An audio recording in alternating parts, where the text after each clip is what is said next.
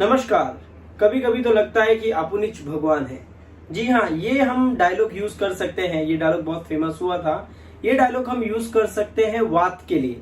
जी हाँ, वात।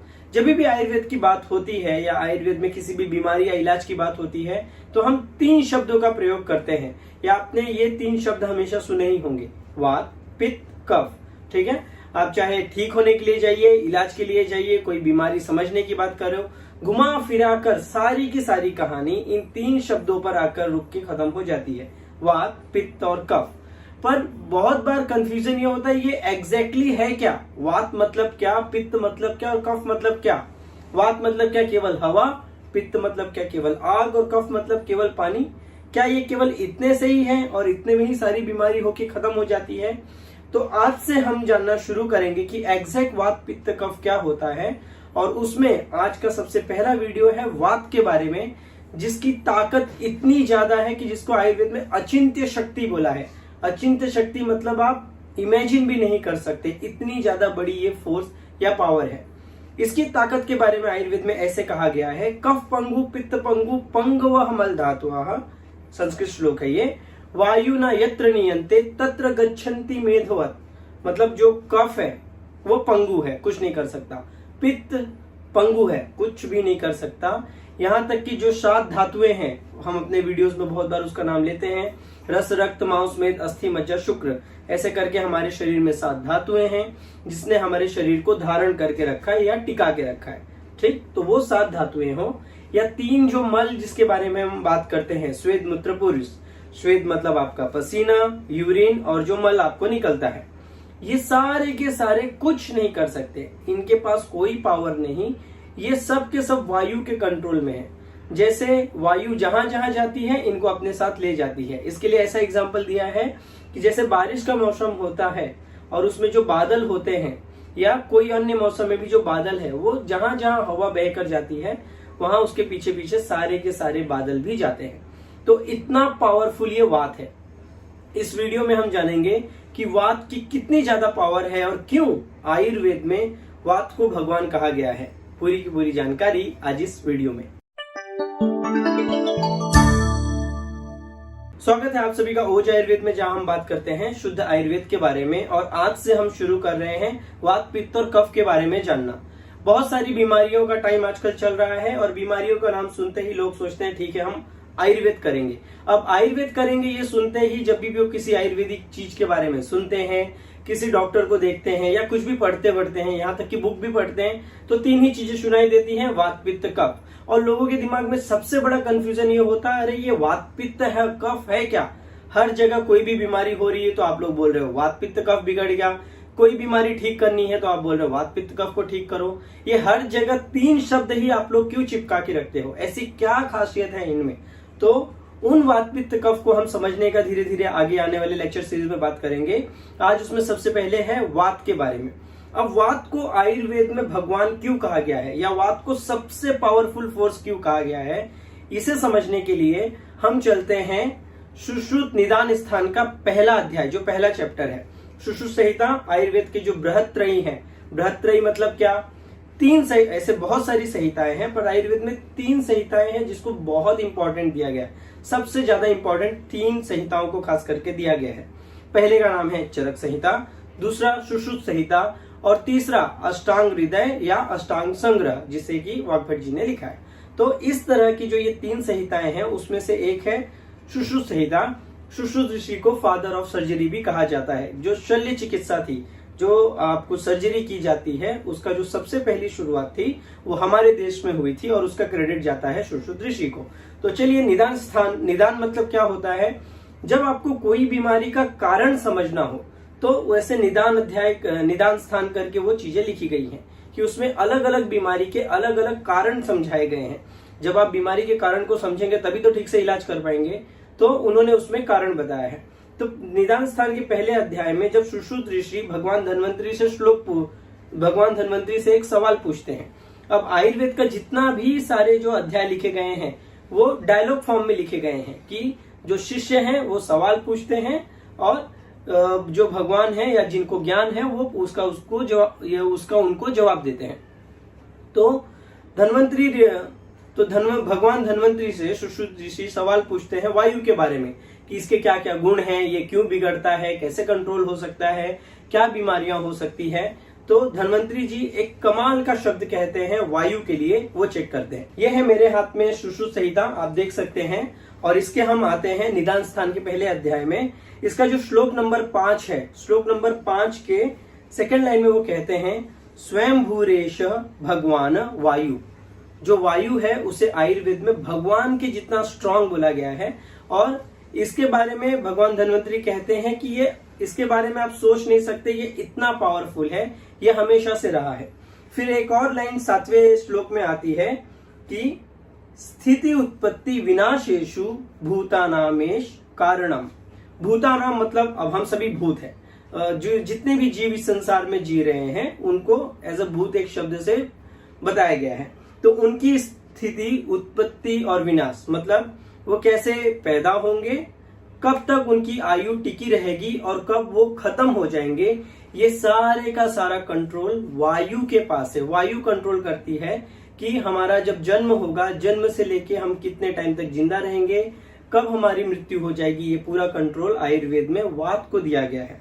एक और शब्द इसके बाद आता है अचिंत वीर्यो दोषाणम। अचिंत वीर्यो मतलब ये इतना पावरफुल है कि हम इसको सोच नहीं सकते। आयुर्वेद में ऐसे कहा गया है कि आप वात को देख नहीं सकते, हवा को देख नहीं सकते, बट फिर भी उसका कार्य, हमारे कार्य जो होते हैं उससे हम देख सकते हैं कि भाई हवा चल रही है, या फिर हमारे शरीर में जो ड्राइनेस आती है, हड्डियों से आवाज आती है, ये सारे के सारे वात के गुण हमें हमारे शरीर पे दिखाई देते हैं। एक और शब्द है नेता रोग समूहराट। सभी रोगों का नेता, सभी बीमारियों का जो नेता है उसमें आयुर्वेद में वात को कहा गया है।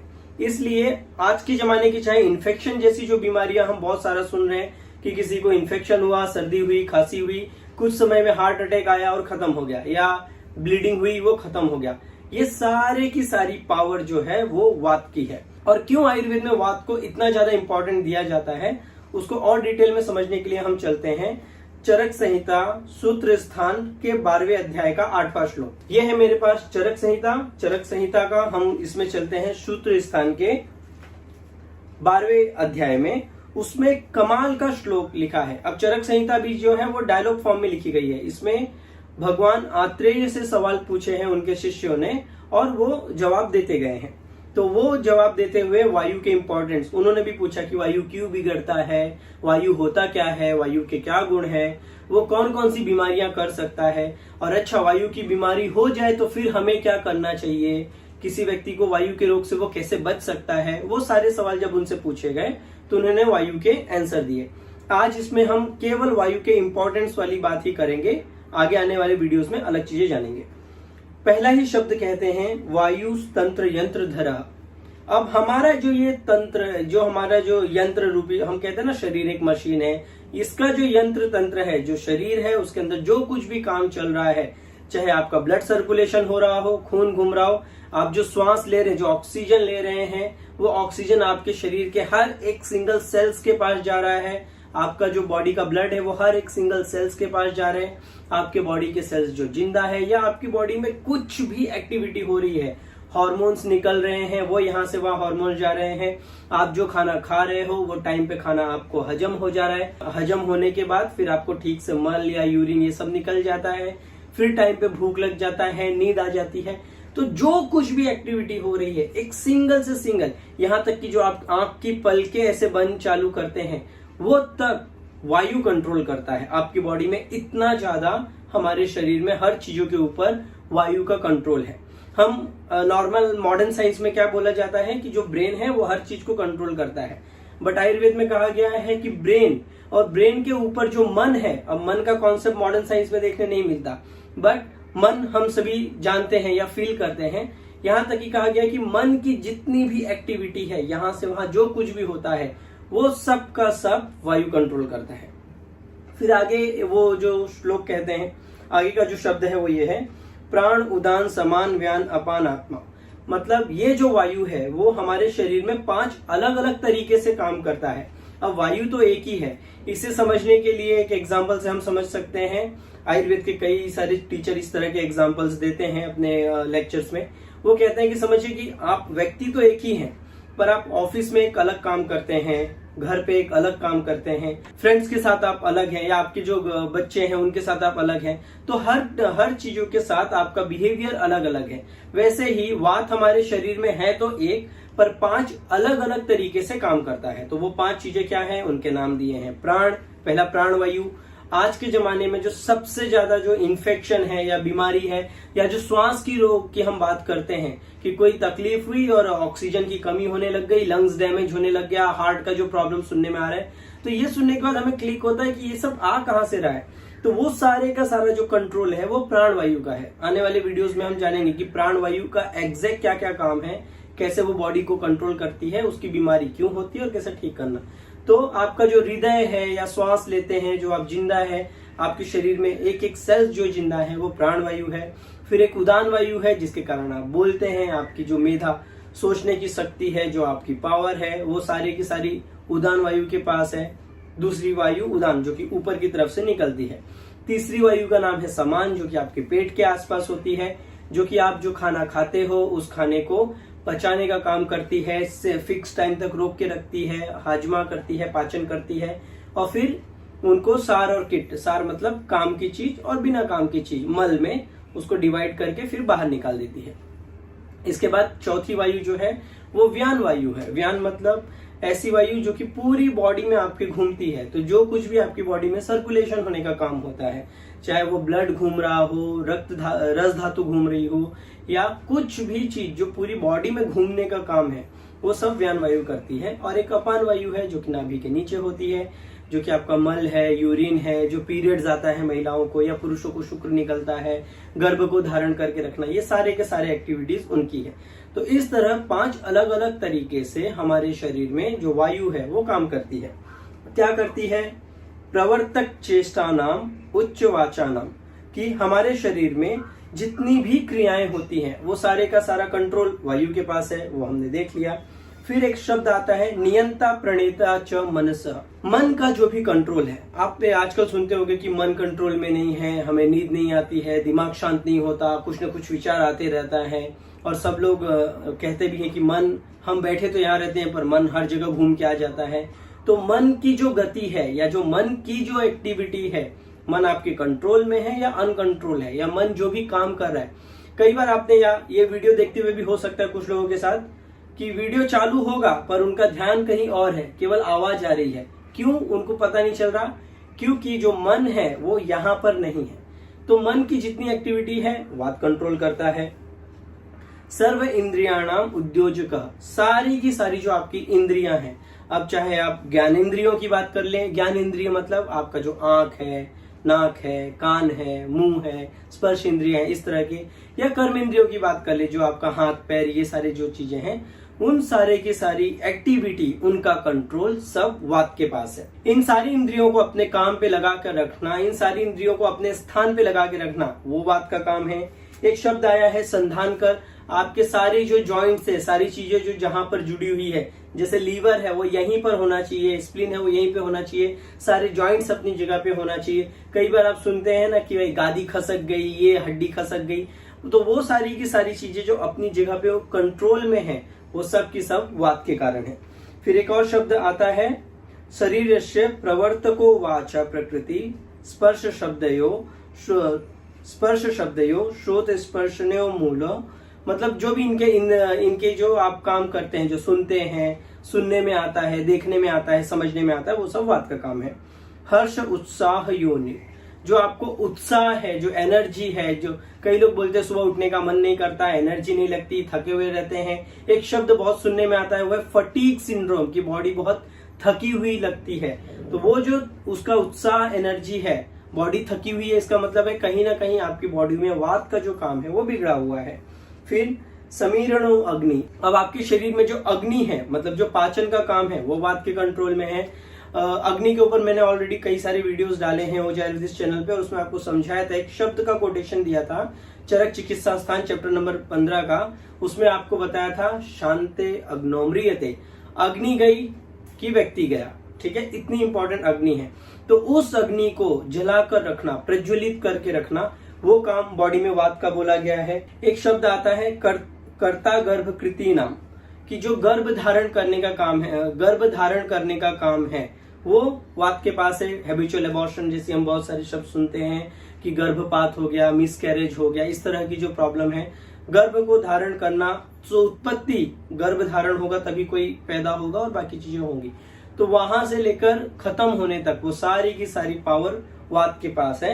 अगले ही वो शब्द में ऐसे कहते हैं, आयुषो अनुवृत्ति प्रत्यय भूतो भवत्य कुपिता, कि जो आयु है, जो भी पूरी की पूरी लाइफ है, पैदा होने से मरने तक, कोई व्यक्ति कब तक जिंदा रहेगा, कब तक टिका रहेगा, ये सारे की सारी कंट्रोल करने की जो पावर है वो वात की है।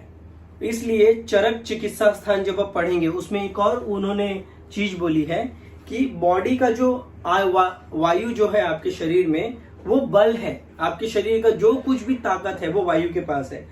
आयु, आज हम सब ऑक्सीजन के लिए भाग दौड़ कर रहे हैं, एक सिलेंडर के लिए पागल हो रहे हैं या कोई इंजेक्शन के लिए, जान पर बन आई है, जो बोलते हैं ना प्राण निकल गए, प्राण चल बसे गए। हम इससे क्या बोल रहे हैं कि जो हमारी लाइफ है, जो हमारी जिंदगी है, वो सब की सब वायु के पास है, या जो हमारे प्राण हैं, आजकल जितने भी केसेस या सब कुछ देखने मिल रहे हैं, हर्ष उत्साह, ये सारी की सारी चीजें वात के पास है। तो इतना ज्यादा इंपॉर्टेंस हमारे शरीर में वात को दिया गया है।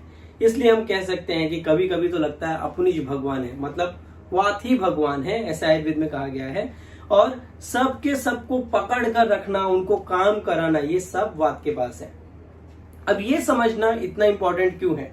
इसलिए इंपॉर्टेंट है कि जब भी हम आयुर्वेद समझने की कोशिश करते हैं, वात पित्त कब सुनते हैं तो हमें लगता है वात मतलब केवल गैस, ढकार, ऊपर से गैस आई, नीचे से गैस आई, बस खत्म हो गया, वात इतना ही था। वात इतना ही नहीं है आपकी। वैसे तो वायु के बारे में अब इससे भी कई गुना ज्यादा और डिटेल आयुर्वेद में दी गई है कि ये तो हमारे शरीर में केवल बोला गया है, पूरे ब्रह्मांड में वायु क्या क्या करता है उन सब के बारे में भी डिटेल्स दी गई है। पर शायद वो लोग बोले कि नहीं, हमें तो हमारी बीमारी के बारे में बोलो। तो इतना ज्यादा वात आपके शरीर पे काम करता है, या इतना ज्यादा इंपॉर्टेंट है वायु को समझना, अगर सच में आयुर्वेद समझना है तो। बीमारी का नाम सुन के दवा खा लिया, वो आयुर्वेद नहीं है। आगे आने वाले वीडियोस में हम जानेंगे कि ये तो वात के इंपॉर्टेंस बताए थे, वात के और क्या क्या काम होते हैं शरीर में, वात के क्या क्या गुण हैं, वायु क्यों बिगड़ती है, और अगर वात बिगड़ गया तो आप कैसे पहचान सकते हैं, आपके शरीर में क्या क्या लक्षण पैदा होंगे जिससे कि आप जान सकते हैं कि हाँ, अब मेरे बॉडी में वात बिगड़ रहा है, और फिर उसका इलाज। ये 4-5 वीडियो हो जाने के बाद फिर हम आगे जानेंगे अब वायु के जो 5 अलग अलग टाइप बोले गए हैं, प्राण, उदान, व्यान, समान, अपान, उसमें से जो आज खास करके प्राण वायु से रिलेटेड बीमारी है, जिसमें क्या देखा जा रहा है, श्वास की प्रॉब्लम देखी जा रही है, और नॉर्मली हार्ट अटैक आ रहा है, या हार्ट का कुछ इश्यूज हो रहा है, या ब्लीडिंग हो रही है, फीवर आ रहा है और व्यक्ति खत्म हो जा रहा है, तो उसके लिए प्राण वायु पे हम ज्यादा फोकस करेंगे। वो क्या है, क्यों खराब होती है, क्या इलाज करना, सारी की सारी जानकारी आने वाले वीडियोस में हम जानेंगे। यह वीडियो कैसे लगा आप कमेंट करके बता सकते हैं। उन सब टॉपिक के बारे में आपका क्या सोचना है, या ये वीडियो समझने में इजी लगा या संस्कृत होने के कारण बहुत हार्ड लगा, वो सब आप बता सकते हैं। तब तक के लिए स्वस्थ रहें, मस्त रहें।